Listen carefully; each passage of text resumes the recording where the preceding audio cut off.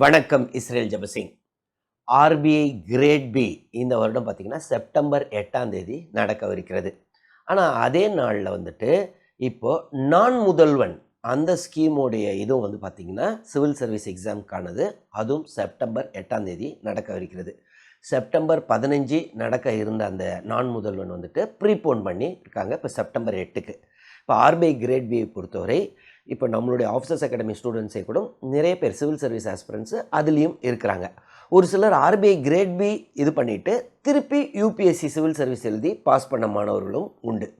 ஆர்பிஐக்கு top level என்ட்ரின்னு பார்த்திங்கன்னா இந்த RBI grade B exam தான். 1,00,000 ரூபாய்க்கு மேலே சம்பளம். ஒரு நல்ல எக்ஸாமு சிவில் சர்வீஸ் ஆஸ்பிரன்ஸ்க்கு இன்னொரு ஆப்பர்ச்சுனிட்டி இது. ஸோ இதே நாளில் பார்த்தீங்கன்னா இப்போ நான் முதல்வன் ஸ்கீமோடைய எக்ஸாமும்.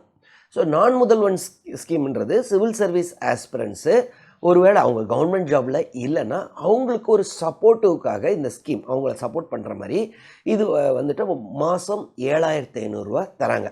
ஸோ நீங்கள் எந்த ஸ்டேஜில் இருந்தாலும் உங்களுக்கு எலிஜிபிலிட்டி மட்டும் யூபிஎஸ்சிக்கு இருந்துச்சுன்னா நீங்கள் ஏற்கனவே ப்ரிலிம்ஸ் பாஸ் பண்ணாமல் இருக்கலாம், இல்லை மெயின்ஸ் ப்ரிலிம்ஸ் பாஸ் பண்ணி மெயின்ஸ் பாஸ் பண்ணாமல் இருக்கலாம், இல்லை இன்டர்வியூ வரைக்கும் போகணுமானவர் எல்லாருக்குமே இதை யூஸ் பண்ணிக்கலாம்.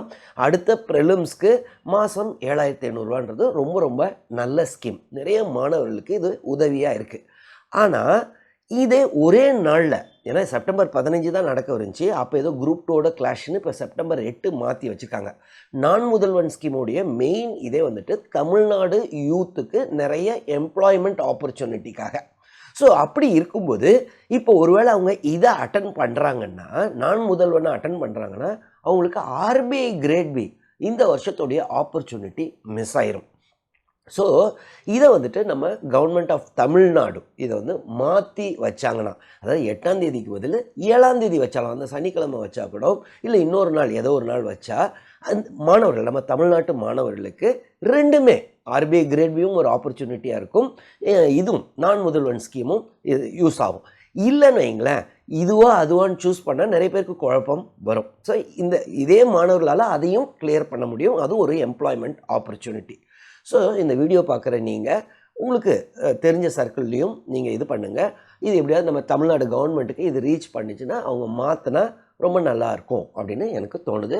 இது மாணவர்களுக்கு, நிறைய மாணவர்களுக்கு இது ரொம்பவே, தமிழ்நாட்டு மாணவர்களுக்கு ரொம்பவே யூஸ்ஃபுல்லாக இருக்கும்.